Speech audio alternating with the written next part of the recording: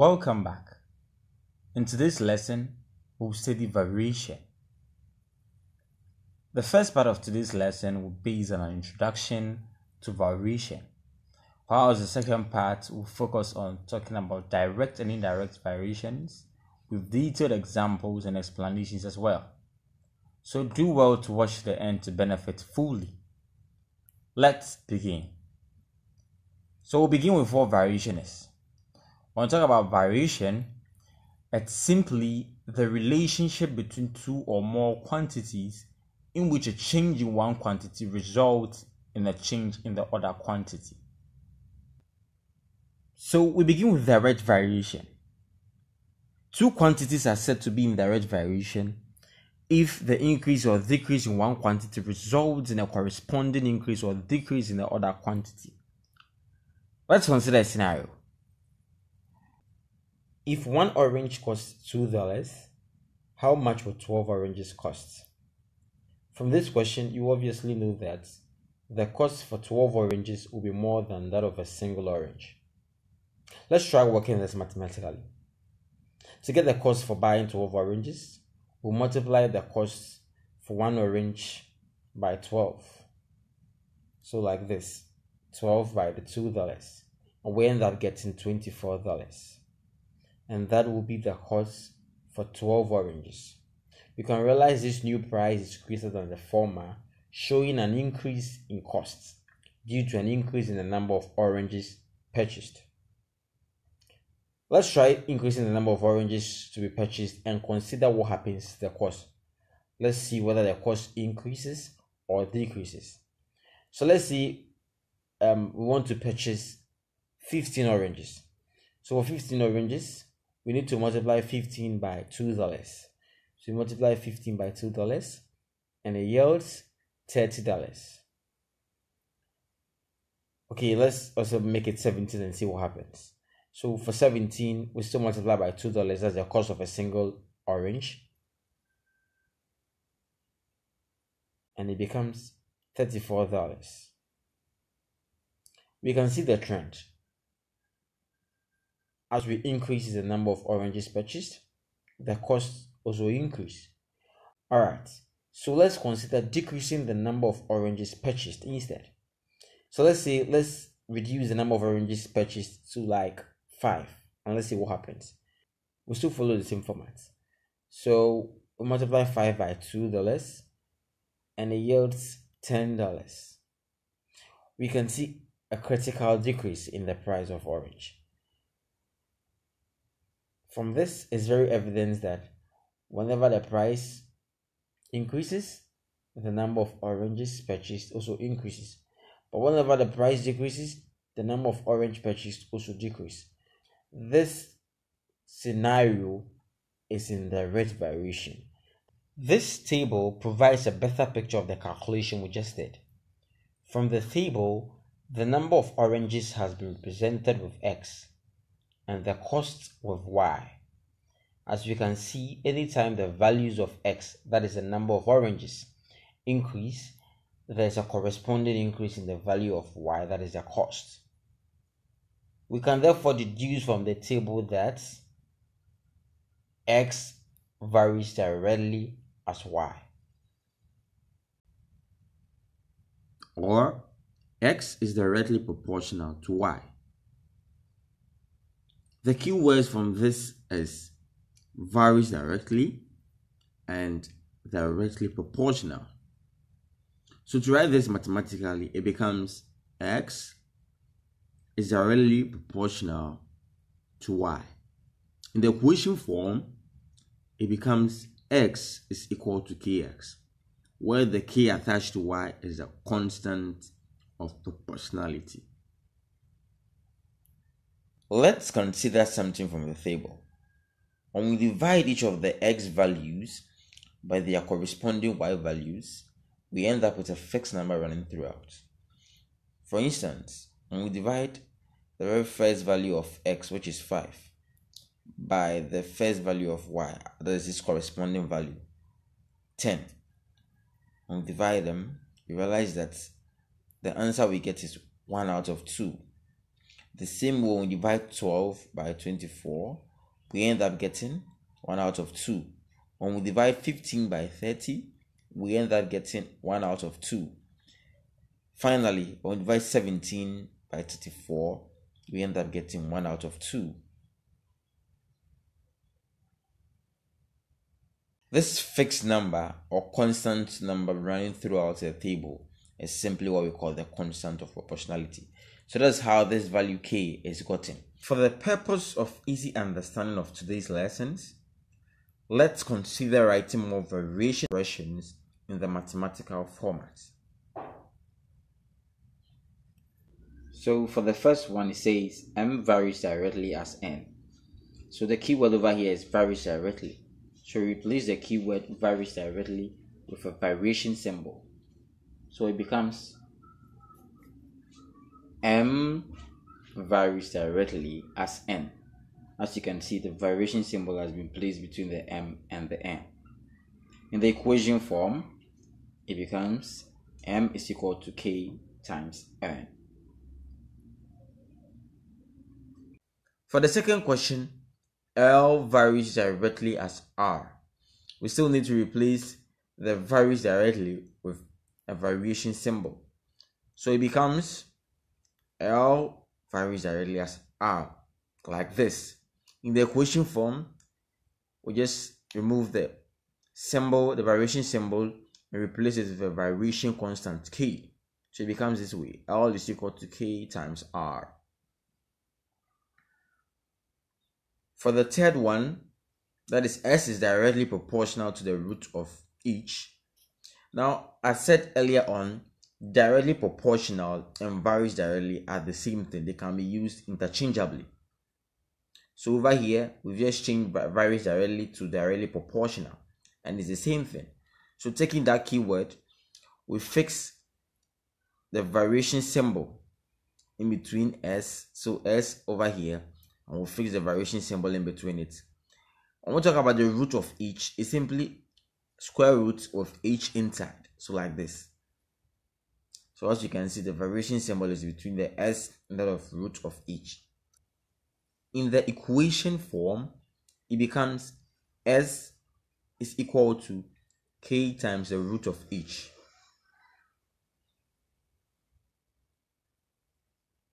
Consider trying the fourth one on your own. Pause the video. Alright, so let's check our answer. The fourth question says that P varies directly as the cube of F. So we have two quantities, that is P and F. So we just place the variation symbol in between P and F. But for F, it is cube. So it becomes this way: P varies directly as F cube, this way. In the equation form, it becomes P is equal to K times F cube. And that is it.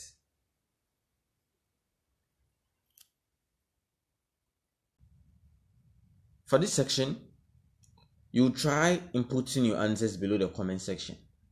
You will do this by pausing the video without pushing play. There are 3 questions in all. The idea of this is to enhance further understanding by making you practice more by yourself. I'll do my best to attend to the comment section and tag the right answers afterwards. So do well to input your answers. I'm pretty sure you are done by now. Let's try a standard question on direct variation. The question goes like this: V varies directly as L. When V is 10, L is 5. Find an equation connecting V and L. That is the first one. B. Find L when V is 100. So this is the question. Now the keyword in the question is varies directly. That is a keyword. So we pick the keyword and replace the keyword with a variation symbol in terms of V and L, since those are the only 2 quantities found in the question. So mathematically, it becomes V is directly proportional to L. The next part is to write an equation And the equation is simply replacing the variation symbol with a variation constant. So it becomes V is equal to K times L.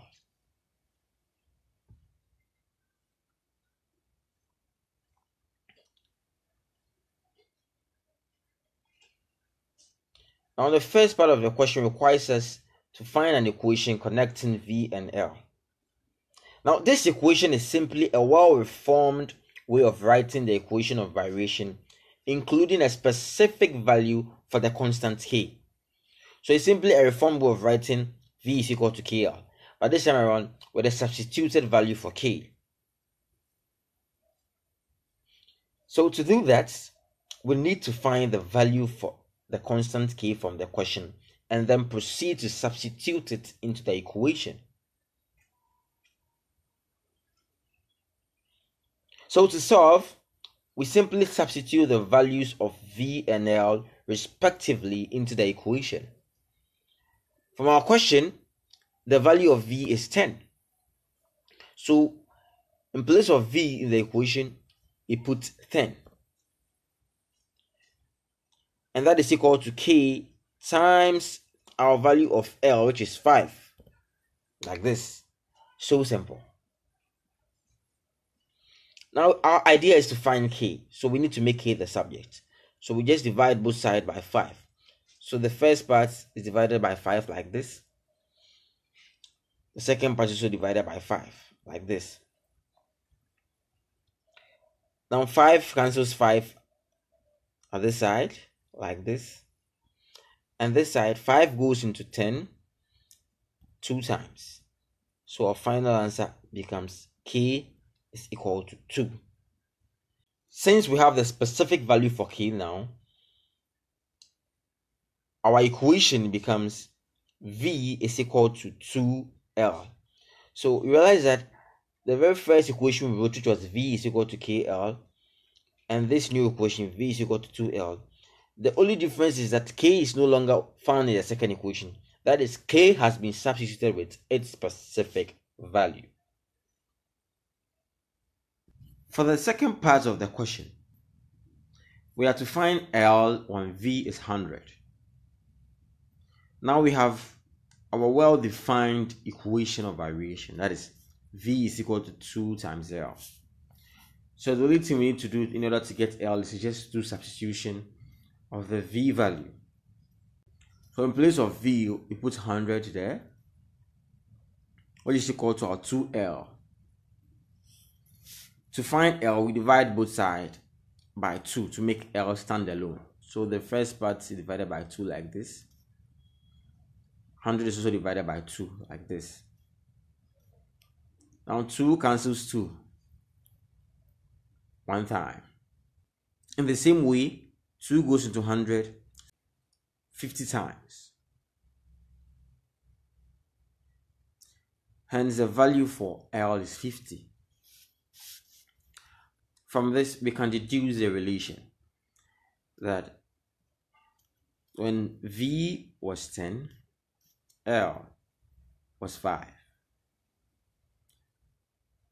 Now when V was increased to 100, L also increased to 50. You can see the trend from 10 to 100 and from 5 to 50, a total increase. This finally proves that the two quantities are related directly, or they vary directly. Indirect variation, also known as inverse variation. Two quantities are said to vary indirectly or inversely if the increase in one quantity results in a corresponding decrease in the other quantity and vice versa. That is, if one quantity increases, the other quantity decreases. And when the other increases, the other quantity decreases. Let's take a look at this table for further explanations. From the table, we have values for y and values for x. For the values of y, they increase from 1 to 4. That's 1, 2, 3, and 4. As the values of y increases, the values of x decreases over here. X decreases from 12 to 3. The very first one, when y was 1, x was 12. When y was 2, x was 6. When y was 3, x was 4. And when y was 4, x was 3. You could see the increase and decrease. This is a clear example of indirect or inverse variation. From this, we can see that y varies inversely as x, or y is inversely proportional to x. They're the same thing. So the keyword over here is inversely proportional or varies inversely. So we just pick that keyword and represent it with a symbol of variation. So it becomes like this: y is inversely proportional to x. So because it's inverse, it becomes 1 over x. That is the main difference between indirect variation and direct variation.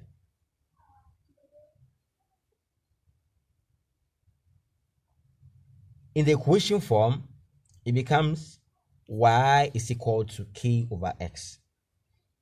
So you realize that the symbol of variation has just been substituted with k. And k, as said earlier, is known as the constant of proportionality.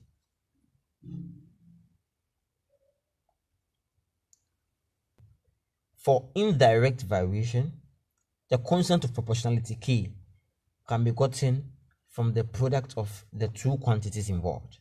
So back to our table, when we multiply y with x, realize that we get a constant value throughout. Let's check and see. When we multiply the value of y 1 by x 12, like this, we end up getting 12. We multiply 2 by 6, 12. We multiply 3 by 4, we get 12. We multiply 4 by 3, we get 12. And that is the constant value running throughout. And that is for the constant k. So let's try a standard question on indirect variation. Over here, we have w is inversely proportional to u squared. If w is 2, u is 5. Find the proportionality constant. That is the first question. Secondly, write an equation connecting w and u. Finally, find u if w is 0.5. The key word from this is varies inversely. So varies inversely. So we pick this keyword and we replace it with a proportionality constant. So our variation equation becomes w is inversely proportional to u squared. So when there's an inverse variation, it becomes 1 over the quantity we are talking about. So in the equation form, it becomes w is equal to k over u squared.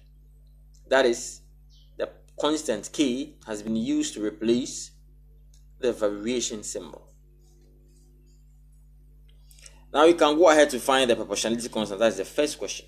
To find that, we have to substitute the values that were given from the question. That is the values of w and u. From the question, w was given as 2. So in place of w from the equation, we put 2,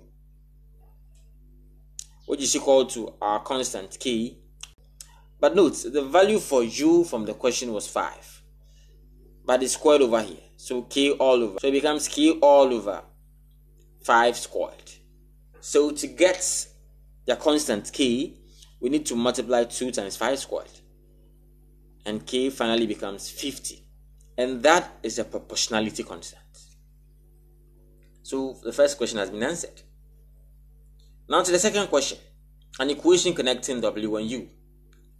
Now that we have the specific value of the proportionality constant, we just replace it in this equation to get the actual equation connecting w and u.